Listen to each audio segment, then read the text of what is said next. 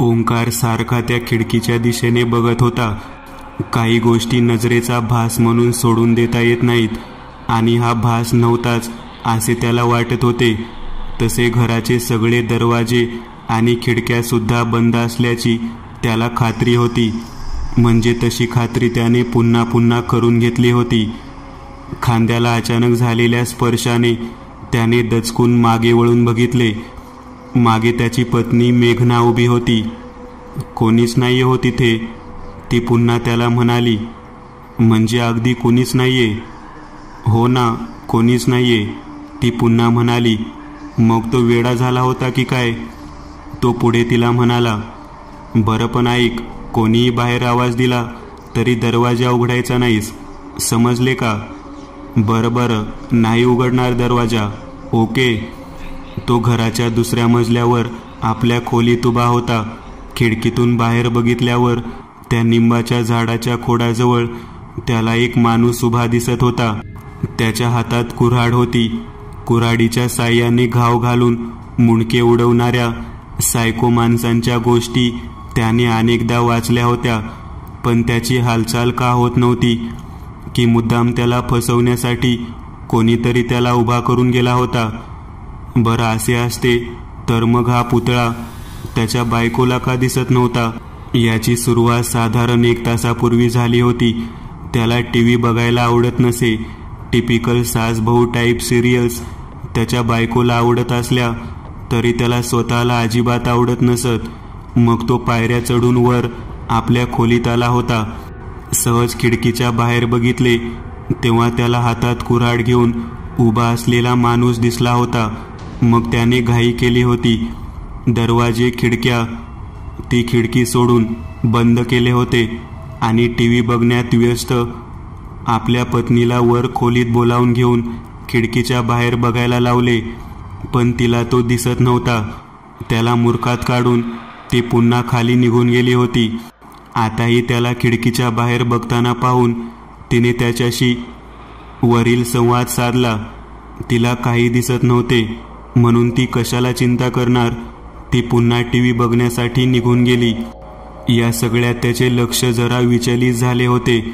त्याने खिडकीच्या बाहेर बघितले तेव्हा तिथे काहीही नव्हते. ही दिलासा देणारी गोष्ट होती की काळजी वाढवणारी? शेवटी त्याने खिडकी बंद केली. काय करावे बरे असा त्याला प्रश्न पडला. वैतागून त्याने पुस्तक हातात घेतले व खोलीत असलेल्या खुर्चीवर बसला. पण पुस्तक वाचण्यात मन कुठे लागत होते. मगाशी घडलेल्या घटनांचा तो विचार करू लागला. तो काय प्रकार होता? भासच असला पाहिजे, कारण जर तो प्रत्यक्षात असता तर मेघनाला नक्कीच दिसला असता. विचारांची शृंखला एका आवाजाने भंगली. कर आवाज झाला. त्याने त्याच्या खोलीच्या दरवाजाच्या दिशेने बघितले. हातात कुऱ्हाड, रक्ताने माखलेली कुऱ्हाड घेऊन तो उभा होता. अंगावर काळ्या रंगाचे जॅकेट, धिप्पाड देह, रुमालाने बांधलेला चेहरा, अंधारात उभा असलेला हाच का तो? शंकाच नाही, हा तोच आहे. अगदी 100% हा तोच आहे. याच्या हातातील कुऱ्हाड रक्ताने माखलेली आहे. म्हणजे याने मेघनाला संपवले असावे. पण सारे दरवाजे बंद असताना हा आला तरी कुठून? मेघनाला त्याने आधी सक्त सूचना केली होती की कुणी आले तरी दरवाजा उघडायचा नाही. डोळे फाडून तो बघतच राहिला. मग तो वेगाने त्याच्या जवळ आला. भीतीने ओंकार जागीच गोठला होता. तो उठून उभा राहिला आणि त्याला जास्त संधी मिळू न देता एकानंतर एक असे वार त्या सायकोने त्याच्या शरीरावर केले. रक्ताच्या धारा उडाल्या. ओंकार जसजसा ओरडत होता तसतसा तो सायको त्याच्या शरीरावर एकानंतर एक वार करत होता. शेवटी ओंकारची हालचाल थांबली.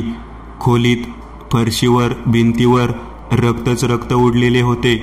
मग त्याने रक्ताने माखलेली कुऱ्हाड जमिनीवर ठेवली. तसा मागून आलेल्या आवाजाने तो दचकला. मागे मेघना उभी होती.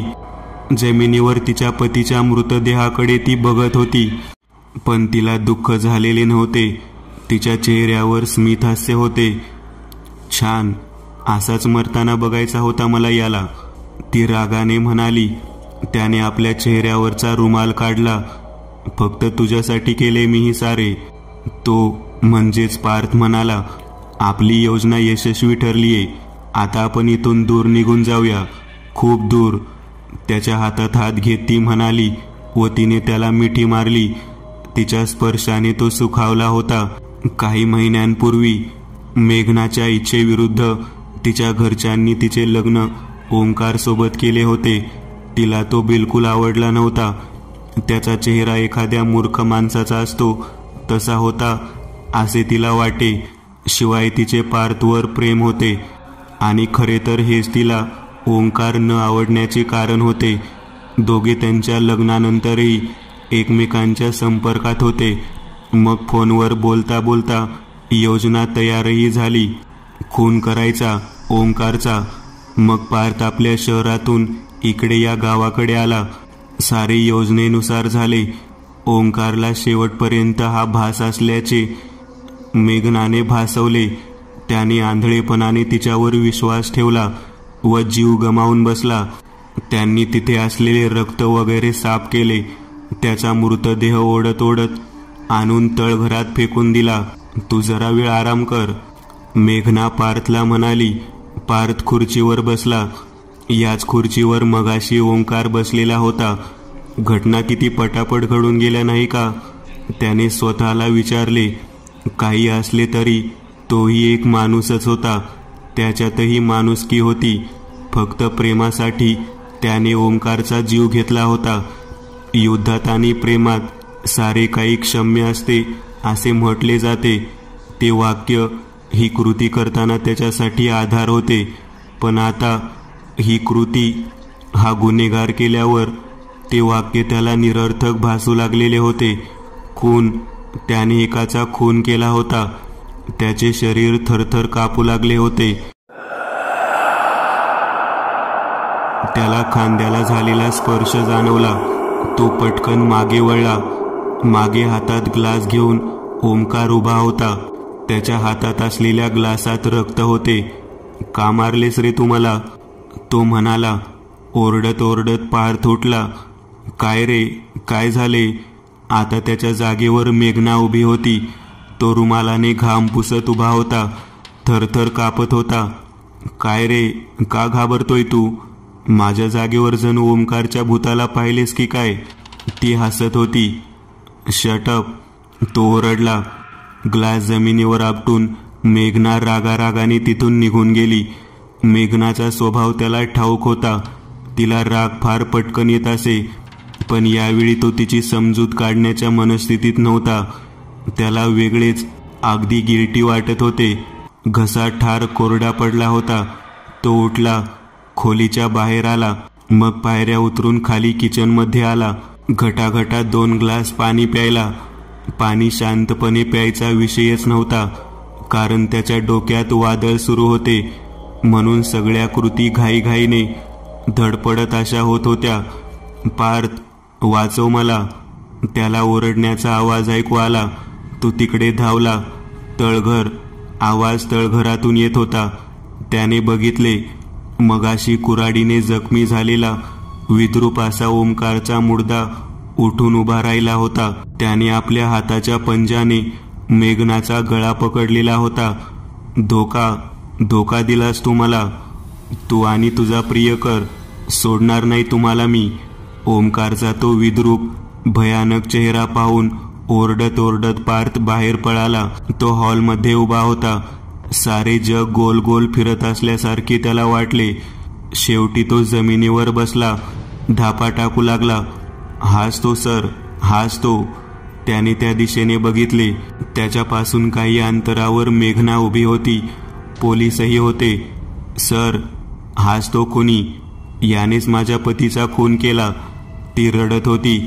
2 हवालदार त्याच्याकडे धावत धावत आले. त्यांनी त्याला पकडले. 2 हवालदार तळघराच्या दिशेने गेले. इन्स्पेक्टर त्याच्या जवळ आले व त्याच्या थोबाडीत मारत ओरडले. बोल, का मारलेस तू ओंकारला. त्याने मेघनाकडे बघितले. तिच्या चेहऱ्यावर स्मित हास्य होते. एखादा कपटी माणूस हसतो तसे. साहेब, मी हे मेघनाच्या सांगण्यानुसार केले साहेब. आम्ही दोघे एकमेकांवर प्रेम करत होतो, म्हणून आम्ही ओमकारला रस्त्यातून हटवले साहेब. हो साहेब, पुरावा आहे माझ्याकडे. माझ्या मोबाईलवर मी जेव्हा बोलतो ना, कोणाचा कॉल आला तर ते रेकॉर्ड होत असते व मेमरी कार्डमध्ये सेव्ह होत असते. तुम्हाला रेकॉर्डिंग ऐकवतो बघा मी. हवालदारांनी त्याचे हात सोडले. त्याने खिशात हात घातला. मोबाईल नव्हता. मेघना त्याच्यापेक्षा खरोखर हुशार होती. मगाशी मिठी मारताना तिने त्याच्या खिशातून मोबाईल काढून घेतला होता. त्याचा संताप झाला. तो पळून जायचा प्रयत्न करू लागला, पण इन्स्पेक्टर व दोन्ही हवालदारांनी त्याला पकडले. सगळे मिळून त्याला मारू लागले. तो चुपचाप सारे सहन करत राहिला. त्याने डोळे मिटून घेतले. केव्हा तरी लाथाबुक्यांचा होणारा वर्षाव थांबला. त्याने डोळे उघडले. कोणीच नव्हते. ना पोलीस, मेघना, कोणीच नाही. बंगलाही तो नव्हता. हा कोणता तरी वेगळाच बंगला होता. भिंतीचा रंग उडालेला होता. त्या साऱ्या भिंतीला एक लाल रंगाची छटा होती. रक्ताला असते ना तशी. तो उठून उभा राहिला. मगाशी साऱ्यांनी मारहाण केल्याने दुखणारे शरीराच्या वेदना एकाएकी थांबल्या होत्या. पण हे काय? घरच्या भिंतींची हालचाल होत होती. भिंतीच्या आतून लालसर रस बाहेर पडू लागला होता. बघता बघता घराच्या साऱ्या भिंती त्या थराखाली झाकल्या गेल्या. तो फक्त थर नव्हता, जणू ती त्वचा होती, कारण पांढरट नसाही दिसत होत्या. लवकरच जमिनीचीही तशीच अवस्था झाली. त्याचे पाय जमिनीला चिकटले. हळूहळू त्याचे शरीर ते शोषून घेऊ लागले. घराच्या भिंती त्याच्या जवळ आल्या. त्यांनी त्याला वेढून टाकला आणि मग त्या बंगल्याच्या भिंती, जमीन, छत, मग असंख्य दात, त्यांचा स्पर्श, हे सारे मिळून त्याचे रक्त शोषू लागले. तो ओरडू लागला.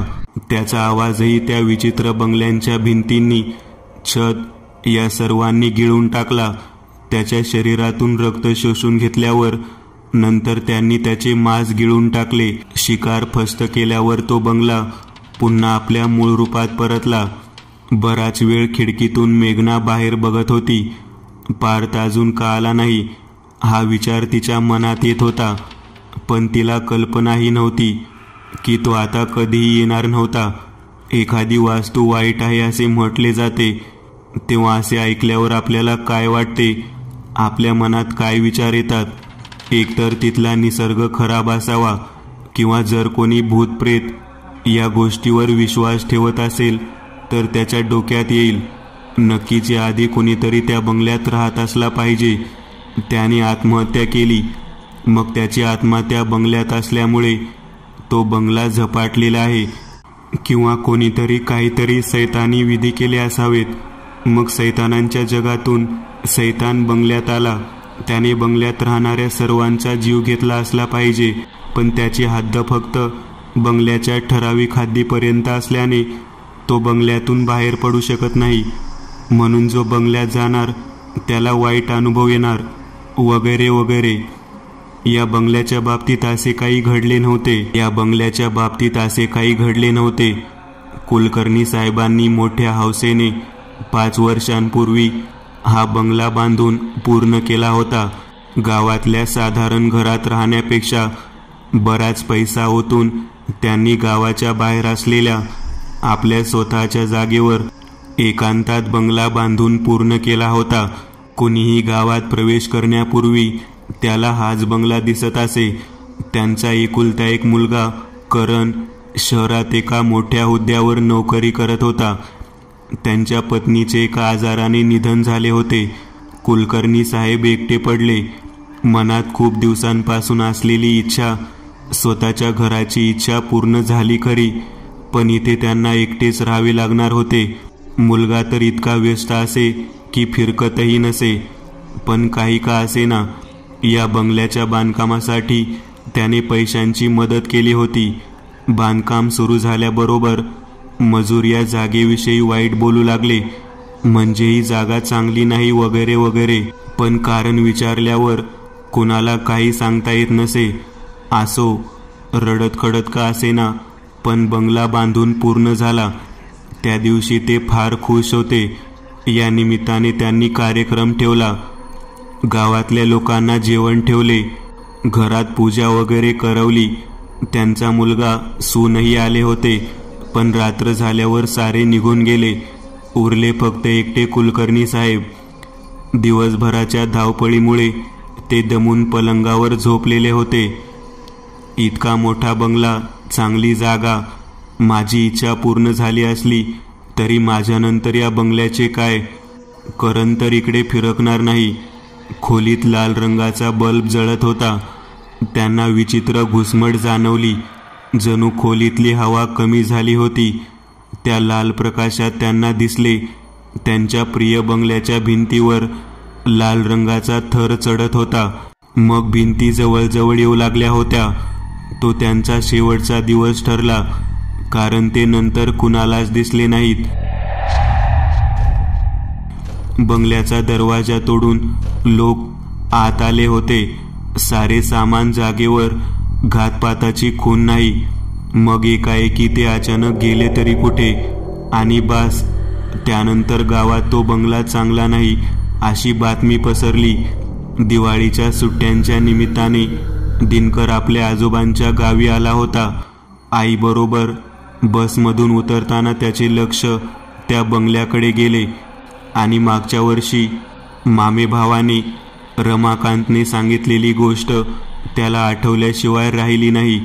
हा बंगला वाईट आहे. दिनकरने नुकतेच आपले कॉलेजचे शिक्षण पूर्ण केले होते. त्याचा मामे भाऊ रमाकांत वयाने मोठा असला तरी तो फक्त 12वी पर्यंत शिकलेला होता. 12व्या इयत्तेत नापास झाला होता. या कारणाने असेल किंवा कशामुळे, पण रमाकांत जे काही सांगत होता, झपाटलेला बंगला, वाईट जागा वगैरे, तो त्याला निव्वळ मूर्खपणा वाटला होता. चल रे, थांबलास का एका जागेवर? त्याची आई ओरडली. तसा दिनकर भानावर आला. जणू त्या बंगल्याने त्याच्यावर जादू केली होती. तो चालू लागला. मामाचे घर शेतात होते. शेतात बऱ्यापैकी हिरवळ होती. या घरात मामा मामी, रमाकांत, आजी आजोबा हे सारे राहत होते. आजवर विशेष वाटलेली गोष्ट म्हणजे जेव्हा कधी दिनकरने या बंगल्याचा विषय काढला होता तेव्हा, मग ते कुणीही असो, ते एकत्र विषय बदलत, त्याला रागवत किंवा काहीच उत्तर देत नसत. त्याला विशेष वाटे. या 6 जणांपैकी कधी एकानेही त्या बंगल्यात जाण्याचा प्रयत्न केला नसेल काय? थोडा वेळ साऱ्यांशी गप्पा मारल्यावर, आराम वगैरे करून, चहा घेतल्यानंतर तो रमाकांत बरोबर बाहेर फिरायला निघाला. बोलता बोलता त्याने सहज म्हणून हॉरर मूव्हीचा विषय काढला. भयपट बघायची रमाकांतलाही आवड होती, कारण बरेच खतरनाक चित्रपट त्याने पाहिलेले होते. तुला काय वाटते, भूते खरोखर असतात काय? दिनकर. रमाकांत शांत झाला.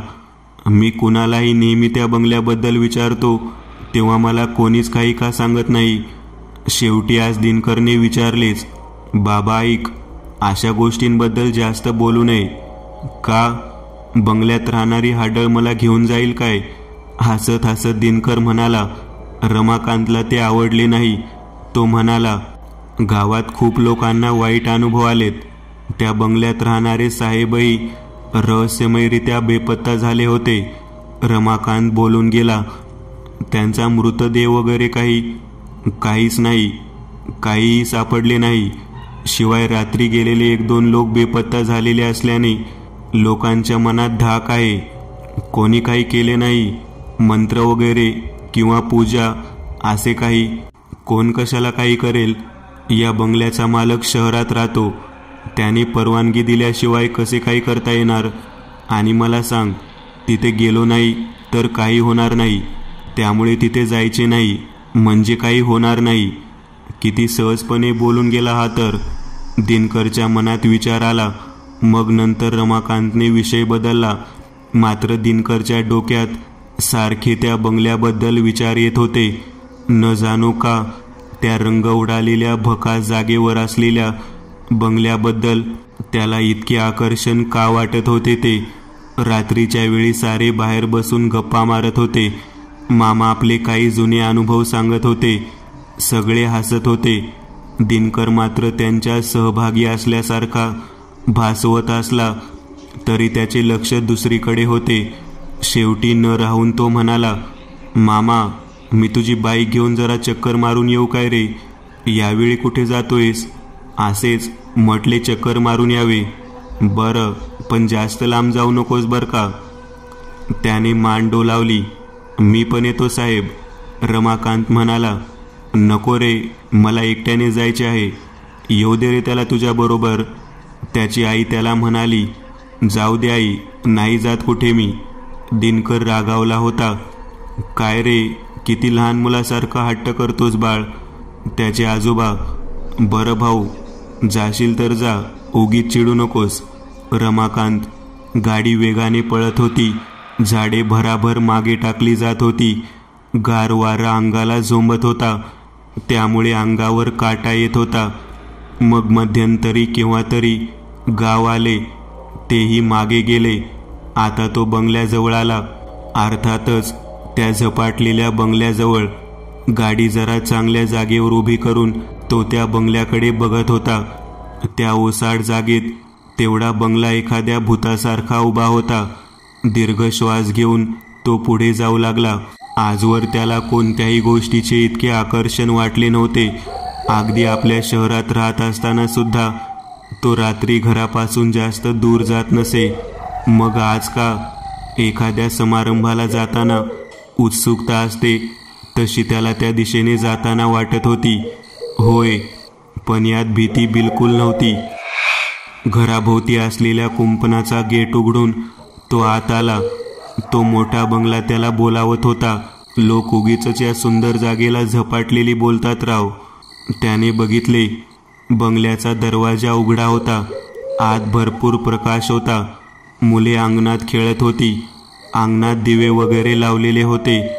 तो त्या बंगल्यात शिरला. डोळे दिपवून टाकणारा प्रकाश, भिंतीवर असलेली चित्रे तर फारच आकर्षक होती. हाय, आपण कोण? एका स्त्रीचा आवाज आल्याने त्याने मागे वळून बघितले. मी या गावाचा नाही. बंगला आवडला म्हणून सहज आलो. तो गडबडीत बोलून गेला. त्याला वाटले आता ती बाई अपमान करून हाकलून लावेल, पण जे घडले ते अनपेक्षित होते. अच्छा, पार्थ, याला जर आपला बंगला दाखवा हो. मग एक माणूस तिथे आला. हा पार्थ या बाईचा पती असल्याचे त्याच्या लगेचच लक्षात आले. मला असे सांगण्यात आले होते की हा बंगला झपाटलेला आहे. तो पार्थला बोलून गेला, आम्ही इथे नसतो. सुट्ट्या असल्या की इथे येतो. रिकामा बंगला सैतानाचे घर असते, असा इथल्या लोकांचा समज असावा. हसत हसत पार्थ म्हणाला. पार्थ अभिमानाने आपले घर दाखवत फिरत होता. ही माझी खोली आहे. आलो हा मी. पार्थ निघून गेला. दिनकर घराच्या भिंती निहाळत होता आणि इतक्या वेळापासून सुट्टीवर गेलेली त्याची बुद्धी ठिकाणावर आली. या बंगल्यात कोणी राहायला कसे येऊ शकते? मागच्या वर्षी आलो होतो तेव्हा गर्दी का दिसली नव्हती? आणि असे असते तर याविषयी आज रमाकांत नक्कीच काहीतरी बोलला असता. त्याचे हातपाय भीतीने थरथर कापू लागले. तो पळू लागला. पळताना पाय मोठ्या मुश्किलीने उचलावे लागत होते. पळताना न जाणो का पण पाय जमिनीला चिकटत होते. आजूबाजूचे दृश्य बदलू लागलेले. सुंदर दिसणारा बंगला भकास वाटू लागला. मगाशी असणारी वर्दळ गायब झाली. भिंतीवर तो लालसर थर पसरायला सुरुवात झाली. पडत धडपडत एकदाचा तो बंगल्याच्या दारापर्यंत पोहोचला आणि तिथून बाहेर पडेपर्यंत त्याने मागे वळून बिलकुल बघितले नाही. सुरक्षित आपल्या बायकोजवळ आल्यावर त्याने त्या बंगल्याकडे बघितले. त्याच्या काळजात धस झाले. तो सारा बंगला त्या लालसर थराने वेढला गेला होता. एखाद्या सजीव पदार्थाप्रमाणे त्याची सारखी हालचाल होत होती आणि ते हळूहळू बंगल्याच्या भिंतीत विरून गेले. आता त्याला या बंगल्याची भयावहता कळली होती. वेळीच बाहेर पडला म्हणून बरे, नाहीतर काय झाले असते याची कल्पनाही भयानक होती. कसाबसा एकदाचा घरी आल्यावर त्याला हायसे वाटले. मृत्यूचा जबडा काय असतो याची प्रचिती त्याला आली होती. आपली अवस्था इतरांना कळू न देण्याचा प्रयत्न तो करत होता, पण काही केल्या शरीराचा थरकाप थांबत नव्हता. सारे अजूनही बाहेरच बसलेले होते. इतका थरथरतोयस का? आजीने विचारले. तसा तो म्हणाला, काही नाही ग, थंडीतून आलो ना, गार हवेमुळे. वेळ कशी मारून नेली याबद्दल त्याला स्वतःला बरे वाटले, पण रमाकांत मात्र त्याच्याकडे संशयाने बघत होता. जेवण वगैरे केल्यावर सारे झोपण्याच्या तयारीला लागले. इतरांच्या गप्पा, हसणे वगैरेकडे त्याचे लक्ष नव्हते. डोक्यात विचार चालू होते. हा प्रकार भुताटकीचा वाटत नाहीये. जणू काही तो बंगला म्हणजे एक जीव आहे. मांसभक्षक वनस्पती असतात तसा मांसभक्षक बंगला होता की काय? पण हे कसे शक्य आहे? मांसभक्षक बंगला समजा असे मानले तर मग इतके हुबेहूब भासणारे दृश्य त्याने त्याच्या डोळ्यासमोर तयार कसे केले? या गावात काहीतरी प्रयोग करण्यात आले असावेत का? बऱ्याचदा आण्विक चाचण्या केल्यामुळे आसपास असलेल्या झाडांवर त्याचे नकारात्मक परिणाम जाणवतात. म्युटेशन होते. पण हा असा प्रकार फक्त सजीवांच्या बाबतीत होतो. एका निर्जीव बंगल्यावर रेडिएशनचा परिणाम होईल, शिवाय या गावात आण्विक चाचण्या होणे शक्यच नाही. मग याची सुरुवात कशी झाली? या जागेचा इतिहास माहीत होणे त्यासाठी गरजेचे आहे, आणि उद्या तो हा तपास करणार होता. मध्यरात्री दिनकरला जाग आली. तो मामाच्या घरातच होता. मग तो उठला, घराचा दरवाजा उघडला, चालू लागला. त्याला स्वतःला सारे जाणवत होते, पण त्याची हालचाल त्याच्या स्वतःच्या ताब्यात नव्हती.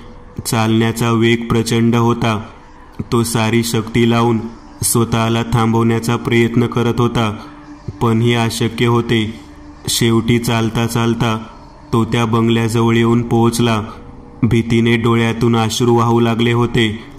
आपली शिकार जवळ येताना पाहून ते भिंतीतून बाहेर येऊ लागले होते. बघता बघता तो बंगल्यात शिरला.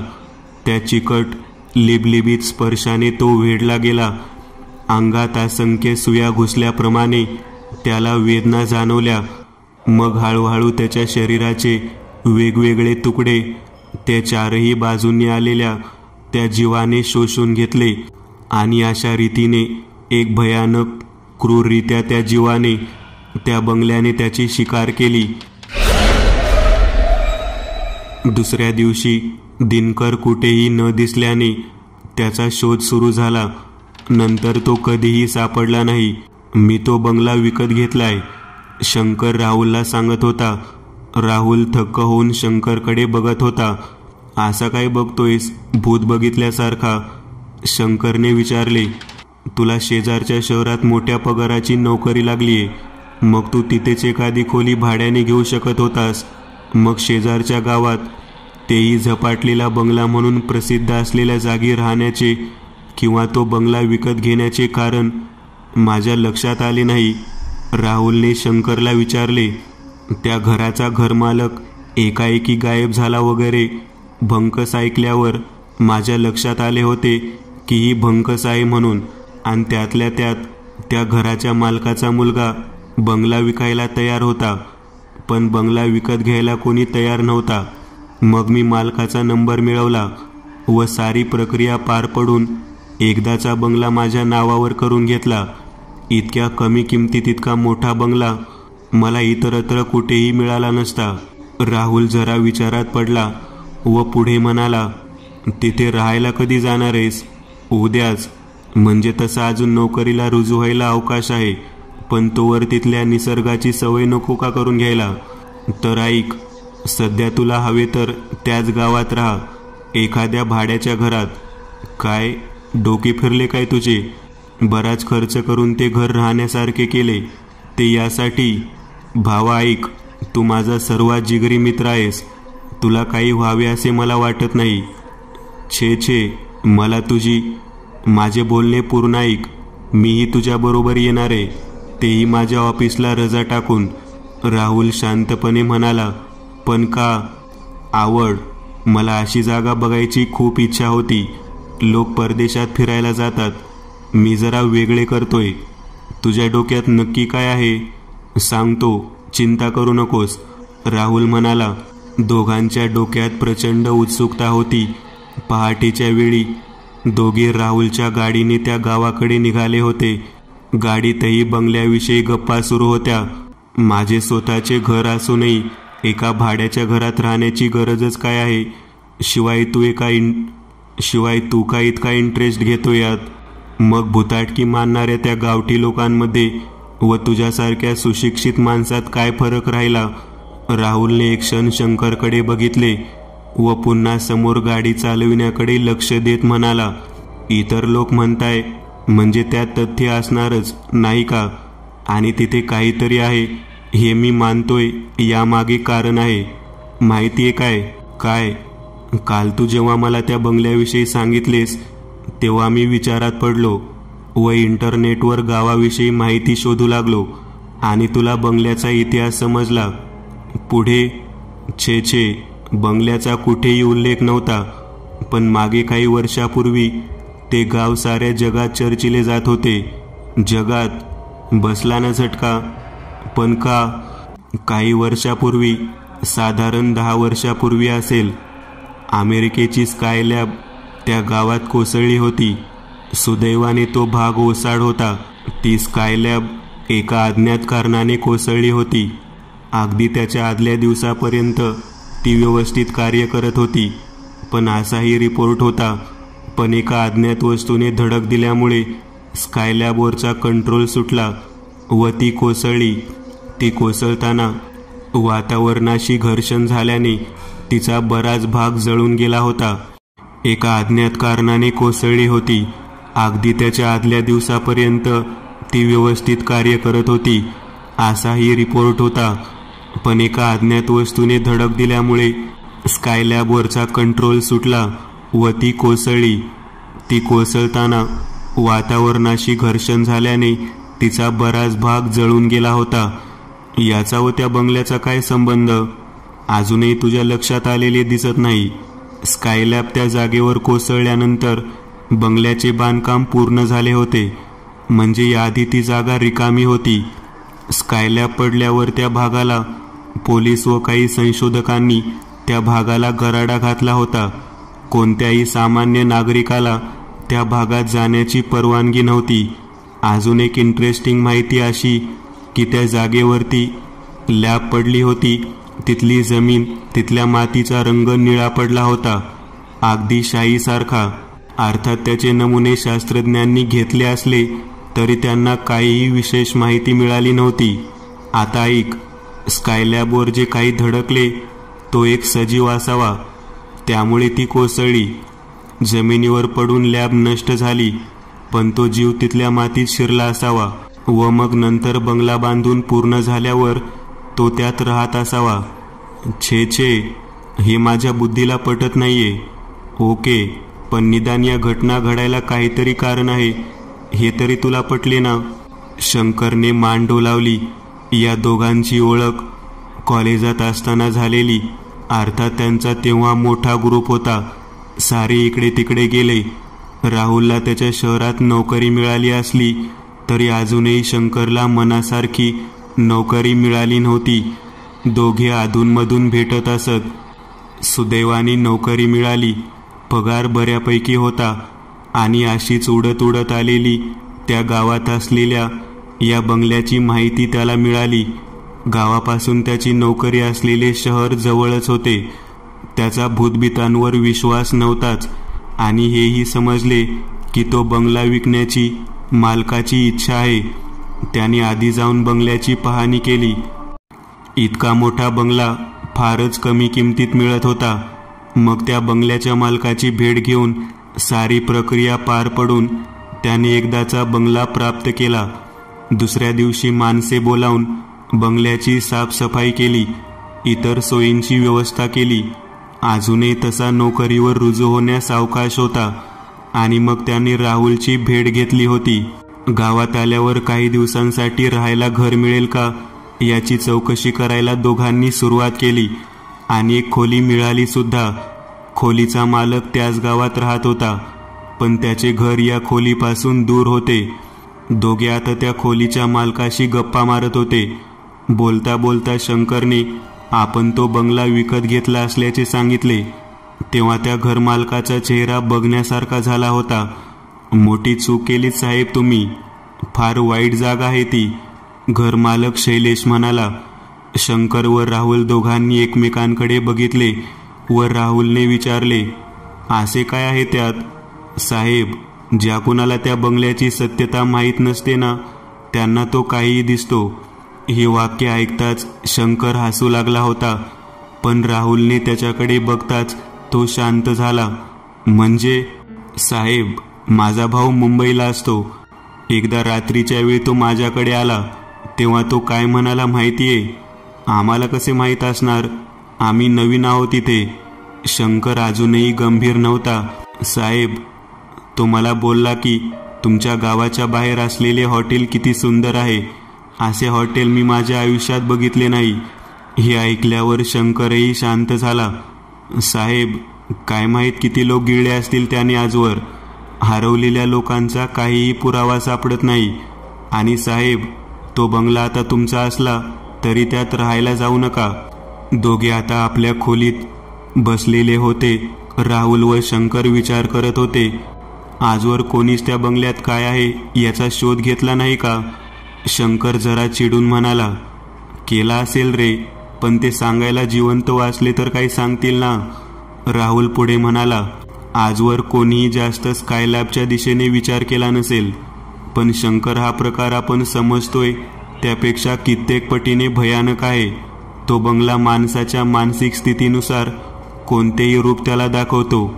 एखाद्या रानटी जनावराला रक्ताची चटक लागावी तशी या बंगल्यात असलेल्या जीवाला चटक लागली असावी, असा हा प्रकार वाटतो. मग आपण काय करायचे? एक प्रयोग, राहुल इतकेच म्हणाला. 2 धडधाकट कोंबडे त्या पिंजऱ्यात फडफड करत होते. सुदैवाने मदत करायला गावातलाच पिंटू नावाचा साधारण या दोघांच्याच वयाचा तरुण तयार झाला. त्याच्याकडे अगोदर असलेला पक्ष्यांचा पिंजरा त्यांना कामी आला, जो बऱ्यापैकी मोठा व मजबूत होता. पिंटू तर दिवसाही बंगल्यात येण्यासाठी घाबरत होता, पण शंकरने पैसे देण्याचे कबूल केल्यावर तो तयार झाला. त्याचे काम फक्त तो पिंजरा हातात पकडणे इतकेच होते. पण बोलता बोलता आजवर या बंगल्याशी संबंधित घटना त्याने त्यांना कथन केल्या. खरे तर त्याच्याकडून मिळणारी माहिती त्यांना तितकीच उपयोगाची होती. 2 धाडसी पोरे त्या बंगल्यात गेली, परतली नाहीत. एकाएकी गायब झालेला दिनकर, याबद्दल हे बंगल्याने केले हा पुरावा नसला तरी यात तो बंगलाच कारणीभूत असल्याचा गावातल्या लोकांना संशय होता. यानी अशा अनेक स्कायलॅब कोसळली. तो दिवस त्याला नीट आठवत नसला तरी तेव्हा त्या प्रकारची बरेच दिवस चर्चा असल्याचे त्याने सांगितले. अखेर तो बंगला आला. त्या ओसाड जागेवर असलेला बऱ्यापैकी रंग उडालेला बंगला. कुंपणाच्या आतील जमिनीवर गवताचे एकही पाते उगवलेले दिसत नव्हते. या उलट आजूबाजूचा परिसर किती हिरवा होता. अणुबॉम्ब पडल्यावर जमिनीवर गवत उगवत नाही असे राहुल ऐकून होता. मग हा तसाच प्रकार होता की काय? दरवाजा उघडून त्यांनी बंगल्यात प्रवेश केला. बंगल्यात आल्यावर तिघांना काही क्षण एका वेगळ्याच विश्वात आल्यासारखे वाटले होते. राहुल एका खोलीच्या दिशेने जाऊ लागला. त्याने ती खोली बघितली. जवळ असलेल्या कॅमेऱ्यावर रेकॉर्डिंग सुरू केली व तो योग्य जागेवर ठेवला, जिथून त्या सगळ्या कोंबड्यांची हालचाल टिपता येत होती. खिडक्या बंदच होत्या, पण त्या नीट बंद असल्याची पुन्हा खात्री करून घ्यावी लागली. त्याच्या सांगण्यानुसार पिंटूने पिंजरा उघडला. दोन्ही कोंबड्यांनी खोलीत उडी मारताच राहुलने खोलीचा दरवाजा बंद केला. दोन्ही कोंबडे आत खोलीत कोंडले गेले होते. साहेब, आयडिया भारी आहे. उद्या बोलवा मला, मी पण बघणार रेकॉर्डिंग, पाहू त्या बंगल्यात काय आहे ते, पिंटू राहुलला म्हणाला. राहुलने हसत हसत मान डोलावली. आता फक्त उद्याची वाट बघायची होती. सकाळ झाल्यावर राहुल शंकर उठायच्या आत त्या बंगल्यावर आला. खोलीचा दरवाजा उघडला. कोंबड्यांचा पत्ता नव्हता. रक्त, त्यांची पिसे वगैरे काहीही नाही. आणि कॅमेराही गायब झाला होता. म्हणजे तू त्या बंगल्यावर जाऊन आलास तर? आळस देत शंकर म्हणाला. हो, त्या 2 निष्पाप पक्ष्यांबरोबर कॅमेराही गायब झालाय. शंकर थक्क होऊन बघतच राहिला. आता त्याला खऱ्या अर्थाने धक्का बसलेला होता. भाऊ, तुझे शब्द ऐकल्यावर तर माझ्या काळजाचा ठोका चुकला यार. जर मी राहायला गेलो असतो तर? तेच तर. मग आता काय? तो बंगला सोडून द्यायचा काय? नाही रे, सर्वात आधी ते काय आहे हे जाणून घ्यायला हवे. त्यासाठी आजही आपण 2 कोंबड्या त्या खोलीत सोडणार आहोत. अरे रे रे, बिचारी निष्पाप जीव. वेड्या, त्याशिवाय पर्याय नाही आहे आपल्याकडे. आपल्याला हा प्रयोग पुन्हा करायचा आहे. फक्त आपण यावेळी स्वतः तिथे हजर असणार आहोत. म्हणजे यावेळी कोंबड्यांबरोबर स्वतःलाही त्या बंगल्यात राहणाऱ्या सैतानाच्या हवाली करायची की काय? छ्या, तसे नाही रे. आपण बंगल्यापासून दूर उभे राहून बघायचे नक्की काय प्रकार आहे ते. बंगल्यातला तो सैतान काय त्याला बघायचे. ते आत गेल्याशिवाय कसे काय दिसणार? शंकर आता वैतागला होता. कळेल, काहीतरी नक्कीच कळेल. मग दुपारी केव्हा तरी पिंटू त्यांच्याकडे आला. त्यानेही कॅमेरा गायब झाल्याचे ऐकले. तेव्हा त्यालाही जबरदस्त धक्का बसला. बाप रे बाप, भूत कॅमेरा खाऊन गेले वाटतं. पिंटू हसू लागला. तसा शंकरही हसला. राहुलसाठी ही गोष्ट विचार करण्यासारखी होती. कॅमेऱ्याचा त्या बंगल्यात सर्वत्र शोध घेतला. कुठेही तो मिळाला नाही. बंगल्याच्या कुलपाची चावी अर्थात त्याच्याकडे होती.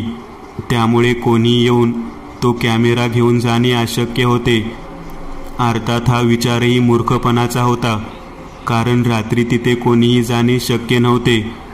रात्र व्हायच्या अगोदर आजही त्यांनी 2 कोंबड्या मिळवल्या. त्यांना खोलीत कोंडले व बंगल्यापासून काही अंतरावर येऊन बसले. हळूहळू अंधार पडला. दोघेही अशाच टाइमपास गप्पा मारत बसले होते. आणि बोलता बोलता शंकर बोलला. त्याने राहुलला बंगल्याकडे बघायला सांगितले. जमिनीतून ते वर वर येत होते. दोघांनी त्याच्यावर टॉर्च चमकावल्या. लाल मासांचा लिबलिबीत गोळा, नवे चिखल. त्याने कुंपणाच्या भिंती, बंगल्याच्या भिंती व्यापून टाकल्या. एका क्षणाला बंगला गडप होऊन तिथे फक्त मासांचा डोंगर उभा होता, जो काही क्षणात पुन्हा जमिनीत गडप झाला. बंगल्याचे आतले दृश्य किती भयानक असेल असा त्यांच्या मनात विचार आला. मासांचा तो विचित्र जीव जमिनीत गडप झाल्यानंतर आता तिथे तो बंगला उभा होता. दोघे काहीही न बोलता माघारी वळले. त्या बंगल्यात आता त्या कोंबड्या नसणार हे त्यांना वेगळे सांगायची गरज नव्हती. राहुलने आजवर अनेक सायन्स फिक्शन चित्रपट, भयपट बघितले होते, पण आज प्रत्यक्ष डोळ्यासमोर बघितलेले दृश्य विचलित करणारे होते. आपल्या खोलीत आल्यावर दोघे चक्कर आल्यासारखे जमिनीवर बसले. नवे कोसळलेच. मगाशी त्यांनी ते काय पाहिले होते? मरू दे तो बंगला, पैसा गेला तो गेला, सिरसलामत तो पगडी 50. मी आता दिवसाही त्या बंगल्यात जाणार नाही. शंकर थरथर कापत म्हणाला. नो नो मित्रा, ऐक. माझी थिअरी किंवा अंदाज खरा असेल तर हा एक प्रगत जीव आहे. जीव आहे म्हटल्यावर त्याच्यात उत्क्रांती होणारच. म्हणजे आणखी लोकांची तो शिकार करणार, किंवा तो म्हातारा होऊन मरूही शकतो. इतके सारे बघूनही शंकरची मस्ती गेली नव्हती. वेड्या, काहीही बोलू नकोस. आता माझ्या लक्षात आले. स्कायलॅब त्या जागेवर कोसळली तेव्हा तिच्यासोबत तो जीवही पृथ्वीवर आला. त्या जागेवर लॅब कोसळली तेव्हा तिथली जमीन निळसर झाली होती. बघ, अजूनही त्या जमिनीवर गवत उगवलेले दिसत नाही. त्या जमिनीचा तो पट्टा त्याच्या राहण्यास योग्य आहे. नंतर तो जीव मातीत खोलवर निघून गेला असावा. मग नंतर तिथे बंगल्याचे वगैरे बांधकाम झाले तेव्हा योग्य संधी साधून तो वर आला. त्याने आत राहणाऱ्या घरमालकाची शिकार केली. स्कायलॅब कोसळली तेव्हा त्या जीवाचा आकार खूप लहान असला पाहिजे. वातावरणात स्कायलॅब कोसळत असताना त्याला इजाही झाली असली पाहिजे. नंतर जमिनीत गेल्यावर त्याने मधल्या काळात स्वतःचा आकार वाढवला असावा किंवा विकास केला असावा. शंकरचे बोलणे ऐकून राहुल थक्क झाला होता. पहिल्यांदा त्याने काहीतरी महत्त्वाचे मत मांडले होते. नंतर गावातल्याच एका छोट्या हॉटेलात जेवण केल्यानंतर ते झोपण्याच्या तयारीला लागले. शंकरला लगेचच झोप लागली असली तरी अजूनही राहुलच्या डोळ्यासमोर तो बंगला दिसत होता. मध्यरात्री केव्हा तरी त्याला झोप लागली आणि 5-1 मिनिटात पुन्हा लगेचच जाग आली. ती दरवाजा उघडण्याच्या आवाजाने. ते घर खोली जुनाट असल्याने दरवाजा उघडण्यासाठी फार बळ करावे लागे व उघडल्यावर कर आवाज होई. राहुलने बघितले, शंकर बाहेर गेला होता. हे जरा विचित्र होते. यावेळी शंकर कुठे चालला होता?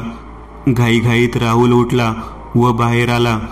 बाहेर कुत्र्यांच्या भुंकण्याचा आवाज येत होता आणि काळ्याकुट्टा अंधारात शंकर वेगाने पुढे जात होता.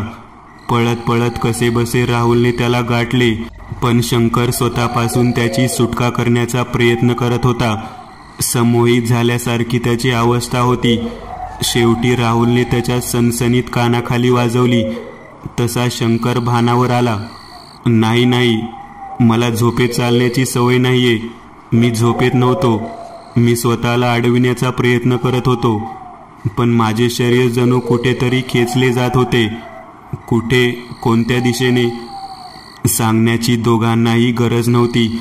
आता मात्र दोघांनाही रात्रभर झोप लागणार नव्हती. जे घडले त्याचे स्पष्टीकरण राहुलकडे नव्हते. जे घडते त्याबद्दल आपण पोलिसांना सांगितले तर, किंवा एखाद्या शास्त्रज्ञाला. शंकर म्हणाला, पहिली गोष्ट म्हणजे पोलीस आपल्यावर विश्वास ठेवणार नाहीत आणि कोणत्याही अशा शास्त्रज्ञाला मी ओळखत नाही. राहुल म्हणाला, मग काय आयडिया आहे का डोक्यात तुझ्या? जर तो बंगला पाडून टाकला तर? शंकरचे बोलणे ऐकल्यावर राहुल विचारात पडला होता. तो म्हणाला, समजा असे केल्याने बंगला नष्ट होईल, पण तो प्राणी, त्याचे काय? असे केल्यावर तो जमिनीखाली निद्रिस्त अवस्थेत निघून जाईल. नंतर कधीतरी तिथे काही बांधकाम झाले तर त्याच्या माध्यमाने तो परत येईल. किंवा बंगला पाडून टाकल्यावरही त्या जागेवर त्याचे अस्तित्व टिकून राहिले तर आपल्याला असे काहीतरी करावे लागेल की साप तर मरायला हवा, पण काठी तुटायला नको. साप? कोणता साप? म्हणजे बंगल्याच्या जमिनीखाली साप आहे, त्याला तू काठीने मारणार आहेस? अरे त्याचा आकार बघितला ना तू? त्याला मारायला किती मोठी काठी लागेल? शंकर, यार, फालतू मजा करणे बंद कर. मला विचार करू दे. काहीतरी उपाय नक्कीच करता येईल. आणि बराच विचार केल्यावर राहुलच्या डोक्यात एक कल्पना आली. आज 3रा दिवस होता. सायंकाळच्या वेळी पिंटूला बरोबर घेऊन ते बंगल्यात आले. त्या 2 कोंबड्या खोलीत कोंडल्या. दरवाजा बंद केला. तुमच्या या प्रयोगात मात्र बंगल्यातल्या सैतानाची मजा आहे साहेब. रोज त्याला कोंबड्याची मेजवानी मिळते. पिंटू हसत हसत म्हणाला. हो ना, शिवाय त्याला माझा महागाचा कॅमेराही खायला मिळाला. राहुल हसत हसत म्हणाला. त्या दोघांनी स्कायलॅब, मासांचा डोंगर वगैरे वगैरे पिंटूला सांगितले नव्हते, कारण ते त्याला समजले नसते. पिंटू निघून गेल्यावर ते बाहेर येऊन बसले व रात्र होण्याची वाट पाहू लागले. आणि रात्र झाली. जमिनीतून ते वर वर यायला लागले. दोघे आधीच तयार होते. त्यांनी दोघांनी मशाली पेटवल्या व जरा जवळ जाऊन त्या दिशेने भिरकावल्या. आगीचे 2 डोळे त्या मासांच्या डोंगरावर जाऊन पडले आणि त्याच क्षणी आगीने त्याला गिळायला सुरुवात केली. मासांच्या डोंगराची जागा आता आगीच्या डोंगराने घेतली. दुरून कोणी बघितला असता तर त्याला उंचच उंच आगीचा डोंगर दिसला असता. आणि 5 ते 10 मिनिटात सारे शांत झाले. त्या क्रूर जीवाचा खात्मा झाला होता. आजपर्यंत अनेक माणसांना गिळंकृत करण्याचा आज आगीने घास घेतला होता. मात्र त्याबरोबर बंगल्याचे नुकसानही झाले होते. दुसऱ्या दिवशी ते दोघे सकाळी सकाळी बंगल्यावर आले. भिंती काळ्या पडल्या होत्या दरवाजे कमकुवत झाले होते.